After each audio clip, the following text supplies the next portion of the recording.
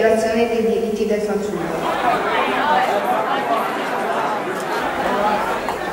La dichiarazione dei diritti del fanciullo.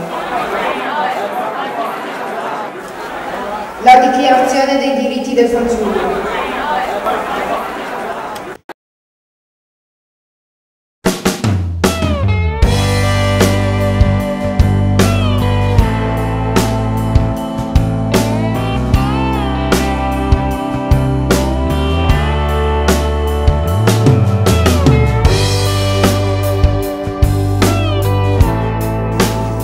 La prima, dichiarazione dei diritti del fanciullo. Questi diritti devono essere riconosciuti da me e da tutti i fanciulli, senza alcuna distinzione di razza, di sesso, colore, lingua o